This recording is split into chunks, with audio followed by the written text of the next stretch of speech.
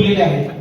लता दीदींच्या आवाजातल्या फुले madam असतील, आशाताईंच्या आवाजातल्या अपर्णाताई असतील, सगळ्यांनीच आपल्याला आनंद दिलाय. आणि रॉयल म्हणजे आर म्हणजे रिअल, खरेखुरे मनाने, ओ म्हणजे ऑप्टिमिस्टिक आशावादी, वाय म्हणजे लॉडली, ए म्हणजे अग्रेसिव्ह आणि एल म्हणजे लॉयल, असं हे रॉयल आहे. आणि हे हा त्यांचा रॉयल ग्रुप कायम राहावा आणि आमच्याकडे असं प्रेम राहावं आणि आम्हाला अशा पद्धतीनं संगीत सरितेत त्यांनी कायम चिंब करावं अशी मी त्यांना विनंती करतो. आणि जसं साने गुरुजींनी म्हणले की कला म्हणजे सत्य, साहित्य आणि संस्कृती यांचं मिलन आहे. साने गुरुजींच्या या तत्वाला आपण जागत आहात आणि असंच जागत राहा अशी मी त्यांना विनंती करतो. आणि चिटणीस सरांना धन्यवाद देतो की माझ्यासारख्या एका छोट्या व्यक्तीला इथं बोलवून हा बहुमान दिला. त्यांना पुन्हा एकदा आभार मानतो त्यांचे. आणि आदरणीय फडके सरांना मनोगत व्यक्त करावं अशी त्यांना विनंती करतो.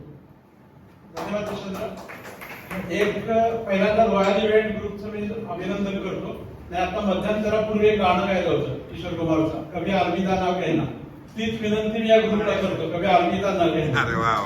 कारण हा समारोपाचा कार्यक्रम आहे 8वा, बरोबर आहे. आणि जशी अष्टविनायक यात्रा असती, चारधाम यात्रा असती, नवदुर्गा यात्रा असती, त्या खूप सोप्या यात्रा आहेत. ही अष्टयात्रा, अष्टगंधा यात्रा पण खूप अवघड आहे.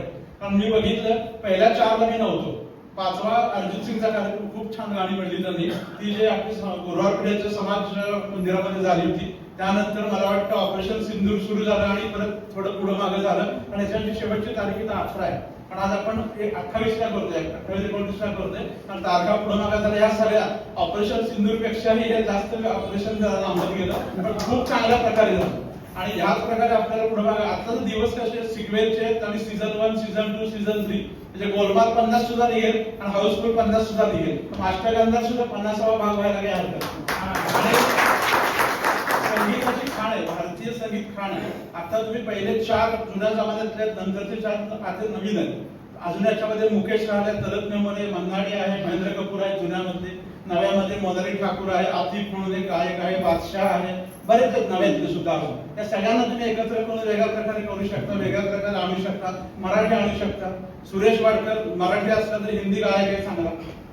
सुधीर फडके आहे, जयवंत कुलकर्णी आहे. या सगळ्यांना एकत्र करून या सगळ्यांना जर सीझन 1, सीझन 2, सीझन 3, सीझन 4 जे प्रत्येक सीझनला सिरीज शेंडेस तुम्हाला व्यासपीठ देतीलच. आणि बोलायला मी किंवा यशवंत इथं असणार काही प्रश्न नाही. आणि परत जर बोलायला हा खरंच अवघड कार्यक्रम आहे. म्हणजे सगळे काय लोंढे साहेब बाकीचे सगळे त्यांचे सहकार्याने जे ओढून देणं ते अतिशय. आणि मला कार्यक्रमाची संकल्पना काय आवडली. मी पहिल्यांदा फक्त अर्जित सिंगच्या कार्यक्रमाला आलो. पहिले काय खूप गाणी ऐकली होती मी.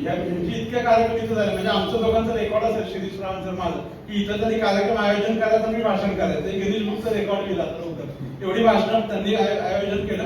अर्जित सिंगच्या कार्यक्रमात जाणीवपूर्वक केलं. पण त्यांनी नियोजन जे कार्यक्रमात केले, एक गायक दमू शकतो, दमल्यावर मग बाकीचे गायक ज्या सहकार्याने त्याला गाणी म्हणतात ते खूप चांगले. म्हणजे फक्त एकच गायक, फक्त अर्जित सिंग म्हणजे फक्त अर्जित सिंग नाही, ते फक्त एसपीबी म्हणजे फक्त एसपीबी नाही, तर बाकीचे सुद्धा गायक आहेत. त्यांच्या कला आपल्याला ऐकायला मिळतात, ते खूप चांगले. आणि आजचा गायक माझ्या आवडीचा गायक, कारण ज्या काळामध्ये आमचा अर्थात दैवत आमचा अमिताभ बच्चन हे आम्ही नाकारतच नाही.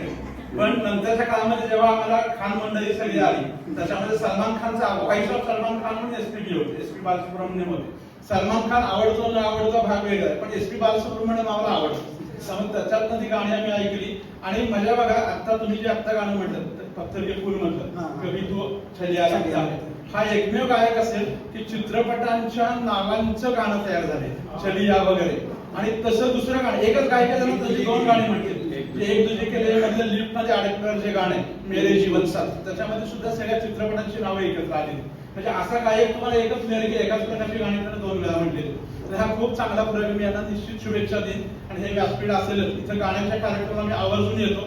कारण आम्ही जरी म्हणजे आमची जरी साथीदारी असली तरी मागे एकदा म्हणलं तर आम्हाला पूर्वी दिलीप कुमार आवडायचा, अमिताभ पण आवडतो, आता रणबीर कपूर पण आवडतो, आम्हाला दिवार पण आवडतो, आम्हाला अॅनिमल पण आवडतो. असं काही नाही आम्ही जुनं चांगलं आहे आणि नवं वाईट आहे असं कधीच म्हणत नाही. म्हणूनच जेव्हा अर्जित सिंगचा कार्यक्रम आला तेव्हा आम्ही आलो. आणि जेव्हा जे चांगलं आहे ते चांगलं आहे, पण जुन्याचं असो किंवा नव्याचं असो ही भूमिका आपण घेतली पाहिजे. उगीच अनेकांना सवय आहे. जुनं नवं सुद्धा सापेक्ष आहे ना. आज 2025 नवं असेल तर 2000 जुनं झालं, 2007च्या आधीची गाणी आहेत नाही सगळी. तसं तुम्ही सापेक्षरित्या विचार केला तर जुनं नव्याची आपण व्याख्या करू शकत नाही. जे चांगलं आहे ते चांगलं आहे ते टिकतं. आज लता मंगेशकरांनी 1949 साली म्हटलेलं आएगा आने वाला अजूनही म्हटलं जातं. ते अजूनही लोकांना आवडतं की त्यानंतर असं माझ्या आवडीचं जे सर्वात महत्त्वाचं गाणं देवानंदचं अभिनय जावा छोडकर ते अजूनही ऐकलं जातं. ही जर ताकद त्या गाण्याची तशी त्या नव्या गाण्यांची पण ताकद आहे. या पद्धतीनं आणि ह्या निमित्तानं मला या ग्रुपचं म्युझिकल ग्रुपचं मी कौतुक का वाटतं, या निमित्ताने हे गाण्यांना उजाळा मिळतो. एक आपल्याला एक रिकॉलिंग होते की अरे ते गाणं आता माझं तर वैयक्तिक मी रोज किमान 10-15 गाणी ऐकल्याशिवाय तर झोपत असते हे नक्की. आणि कुठली नवी गाणी असतील जुनी गाणी असतील जे चांगलं आवडतं ते आपल्याला ऐकायचंय. कारण मगाशी मला डॉक्टर म्हणले शेजवळ सर म्हणले होते की म्युझिकल थेरपी आहे. गायींच्या आसपास जर तुम्ही म्युझिक लावलं तर दूध जास्त देतात ते सायन्सनं सिद्ध केलेलं. अनेक लोक आजारातनं म्युझिकनं बरे होतात हे सायन्सनं पण सिद्ध केलेलं आहे. तर तुम्हाला कशाला बाकीच्या डॉक्टरकडे जायचं, स्ट्रेस कस्टमर म्हणून म्युझिकच चांगलं आहे. यशोधरचं मला कौतुक वाटतं, म्हणजे तो ऑफिसर आहे जिल्हा परिषद याच्या प्रशासनाचा ऑफिसर आहे. बेस्ट निवडणूक आला त्याने बेस्ट काम केल्याबद्दल सत्कार झाला होता. त्यानं त्याच्या ज्या भागात तो काम करतो त्या निवडणुकीचा टक्का वाढवला होता, त्याबद्दल सत्कार पण झाला होता. आणि तो इतकी चांगली गाणी गातो, तो मला व्हिडिओ पाठवतो, प्रत्येक गाण्याचं कौतुक करतो. पण आज त्याचं गाणं सुद्धा प्रत्यक्ष ऐकता आलं मला. ते सुद्धा गाणं खूप छान म्हणलं.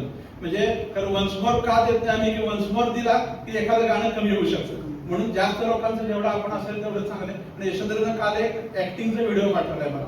मी ते त्याकडे सुद्धा तो बघतोय, ऍक्टिंगकडे सुद्धा बघतोय. म्हणजे आम्ही कॉलेजमध्ये शिकवतो, आता मी कॉलेजमध्ये शिकवतो तेव्हा आमच्या एमबीएच्या स्टुडंट्सना सांगतो की एक म्हण आहे की jack of all trades master of none. म्हणजे त्याचं मराठी भाषेत काय एक न धड भारत चिंध्या, ही खरं निगेटिव्ह म्हण आहे. पण त्याच्यात थोडा बदल जर केला आपण, एक धड आणि भारत चिंध्या, बरोबर आहे. किंवा जॅक ऑफ ऑल ट्रेड्स आणि master of one. Master of one, तुम्ही नोकरीमध्ये मास्टरी करा, बाकी तुम्हाला जो काय करायचं ते करा, या अर्थात तुम्ही करू शकता. पण मास्टरी मात्र तुमच्या एकांतात मिळवा तुम्ही. आपण हे गाण्याची मास्टरी अनेक सगळ्यात तुम्हाला बघायला पाहिजे. मी परवा एक महत्त्वाचा कार्यक्रम सोडून मिशन इम्पॉसिबल बघायला गेलो.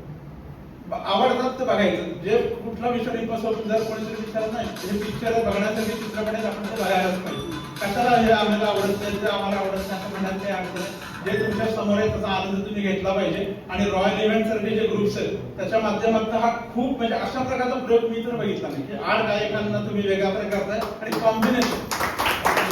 मला कॉम्बिनेशन महत्वाचं वाटलं की जुन्या आणि नव्याचं मिश्रण जे आहे, त्यामुळे पुढचं जे तुम्हाला गायक आता मी सुचवले अजून काही गायक आहेत, निश्चितच सीझन 1, सीझन 2, सीझन 3 तुम्ही करा आणि आम्हाला त्याचा आनंद घ्यायची संधी द्या.